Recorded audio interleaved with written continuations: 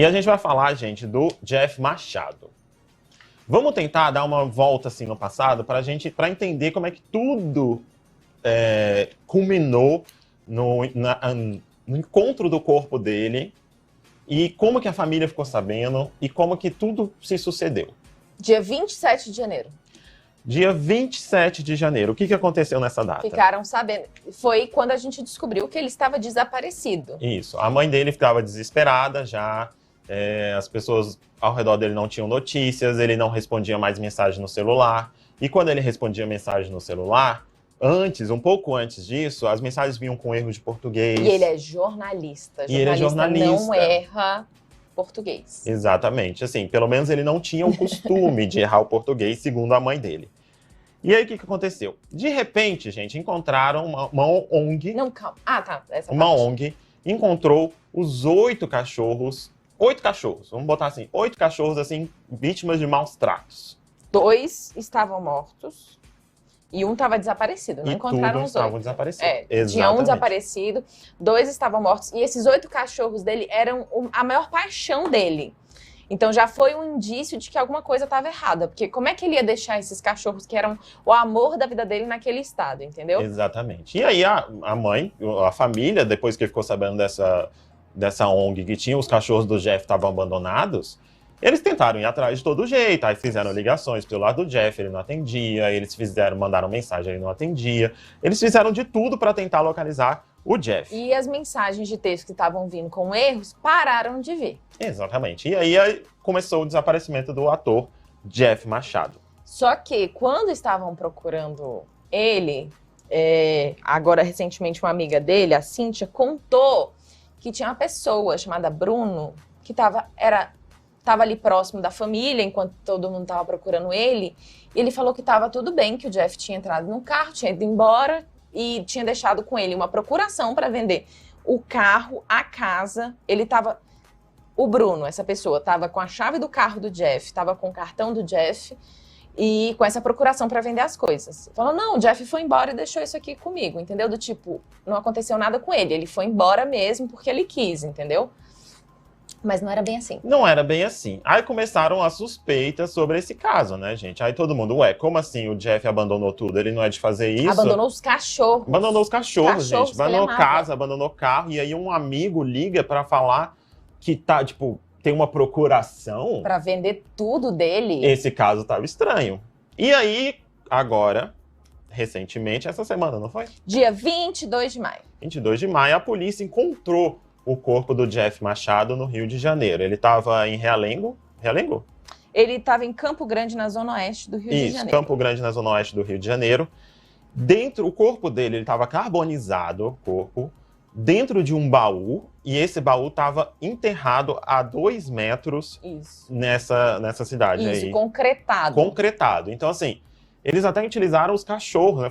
Eles utilizaram os cachorros para encontrar o corpo do Jeff. Isso. E aí encontraram o corpo, tiraram o corpo do baú e tudo mais.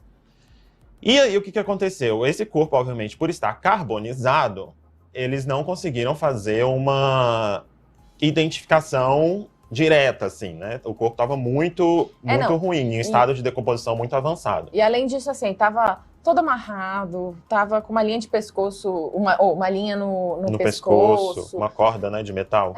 Tava uma situação muito complicada. Muito complicada. Só que, por algumas partes ainda poderiam ser identificadas. A polícia mesmo, no dia que encontrou o corpo, disse que já era o corpo dele, disse que já era, pro advogado da família, falou que já era o corpo dele.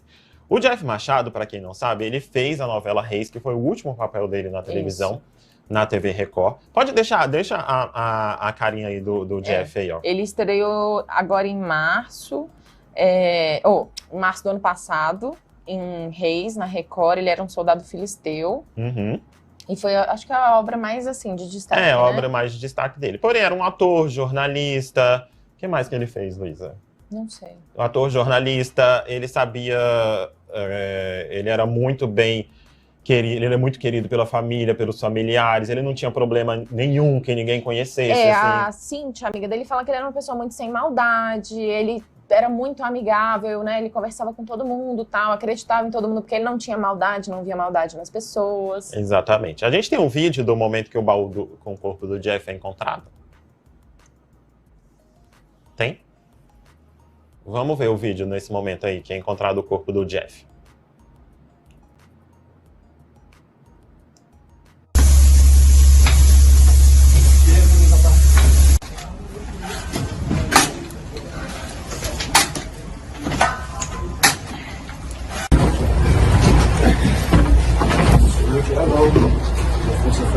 Então, pra onde? Não, vamos botar ela de...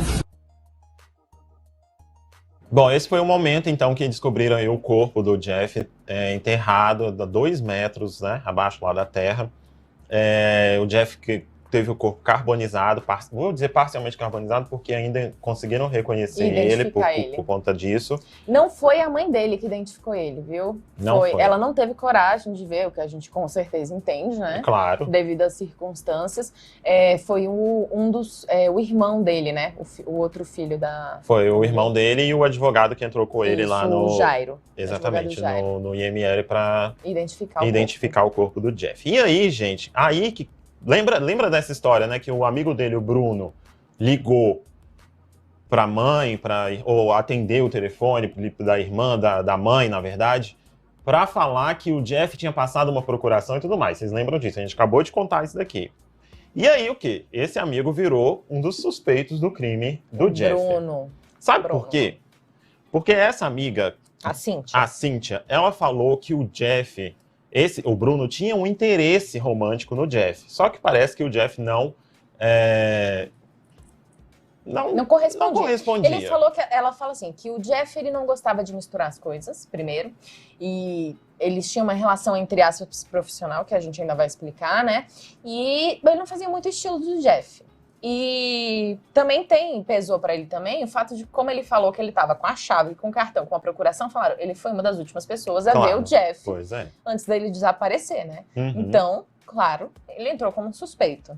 Vamos dar uma olhada aqui na tela pra gente ver aqui o que essa amiga falou. Vamos ler aqui pra gente. Sobe um pouquinho aí.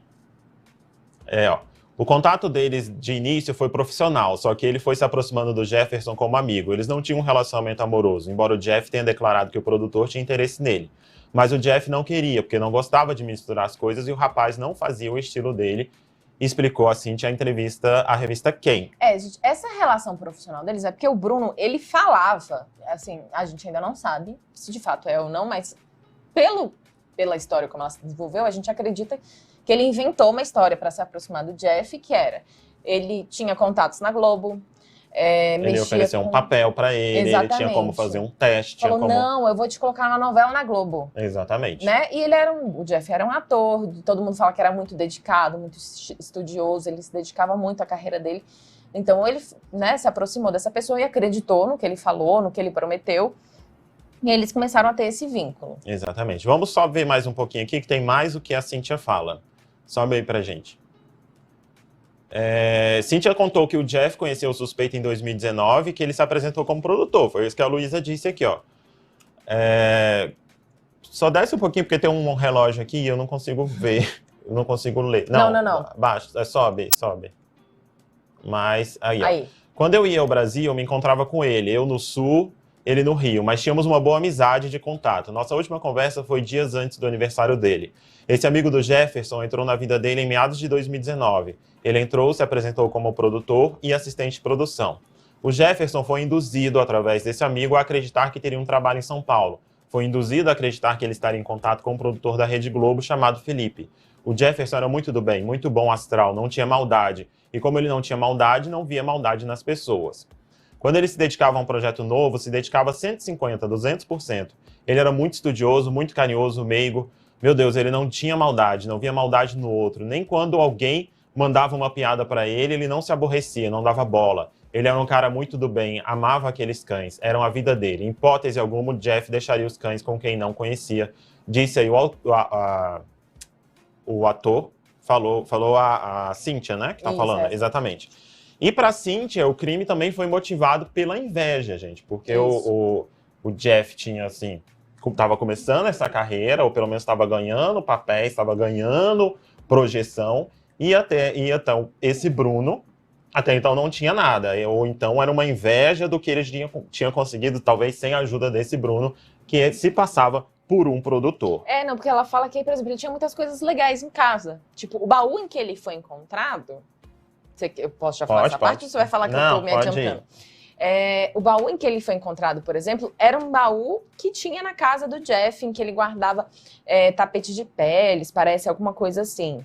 Então, assim, ele tinha todas essas coisas que esse Bruno olhava e ela, assim te fala, que ele tinha muita inveja dessas coisas todas que o Jeff tinha. Exatamente. E aí, gente, a família foi lá reconhecer o corpo do Jeff no IML, só que, obviamente, por conta do estado do corpo, a morte não teve uma causa definida.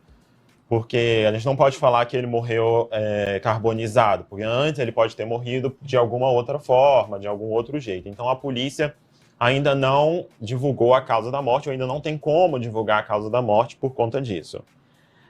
Foi encontrada uma corda de metal no pescoço dele. Então, ele foi encontrado, eu não lembro se foi o Jairo, o advogado, eu acho que foi o Jairo, o advogado, que ele descreveu exatamente como ele foi encontrado.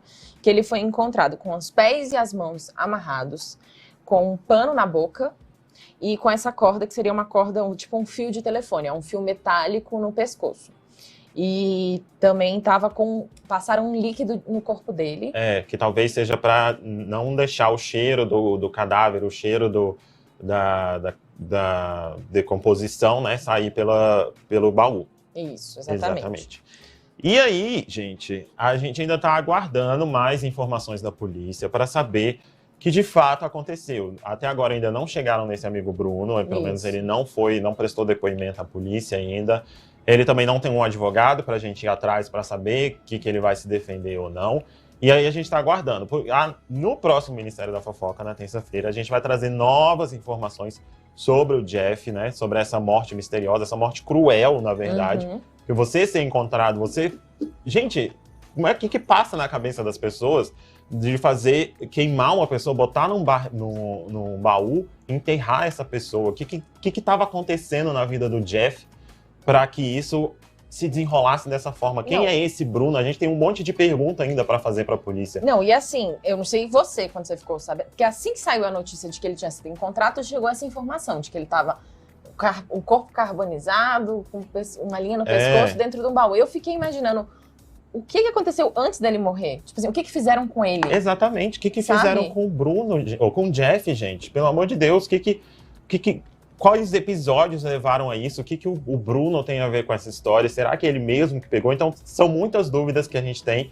E a nossa equipe aqui do Metrópolis ainda está atrás dessas respostas, está atrás da polícia, a gente está vendo tudo o que está acontecendo, também com os nossos colunistas, a Fábio Oliveira e o Léo Dias também estão correndo atrás disso. A gente tem uma outra matéria que fala sobre duas hipóteses do que pode ter acontecido, duas linhas de investigação da polícia. A gente tem essa matéria aí, ó. A polícia tem duas hipóteses para definir causa da morte de Jeff Machado. Vamos ler aqui para ver. Porque a Cíntia fala que, na verdade, ainda teria uma outra pessoa, além do Bruno. Isso. Segundo o laudo obtido pelo portal G1, há a possibilidade de o ator ter perdido a vida por asfixia ou estrangulamento. O corpo de Jeff foi encontrado com pés e mãos amarrados, com um pano na boca e um fio de telefone em torno do pescoço, tendo a presença de sulco de estrangulamento, o que alimenta as hipóteses levantadas pela polícia. Ainda assim, a gente não sabe quem poderia ter feito isso, né? Assim, há uma suspeita, mas essa suspeita ainda não foi confirmada. Vamos ver mais o que tem aí. Além disso, a Polícia Civil trabalha com a possibilidade de que Jeff... Volta um pouquinho. Isso, Jeff Machado teria sido assassinado após descobrir ter sido vítima de um estelionato. Nessa última quinta-feira, a coluna Léo Dias conversou por exclusividade com a mãe do ator, a Maria das Dores, que relatou que Jeff foi enganado por pessoas que prometeram trabalho em novelas da TV Globo. Ele ficou anos estudando, mas ele caiu na conversa, de repente, de pessoas que prometeram trabalho naquela emissora, que é a TV Globo. Ele acreditou nesses falsos amigos que o induziram a acreditar que ia conseguir, inclusive pegando dinheiro do Jeff. Ele foi enganado, totalmente enganado, morreu pensando que ia entrar na Globo, disse aí a mãe dele em entrevista ao Léo Dias também. Então são duas hipóteses que a polícia tem. Foi estrangulado, asfixiado e também... Não, tem essa hipótese de que ele foi morto depois que ele descobriu o estelionato do tipo.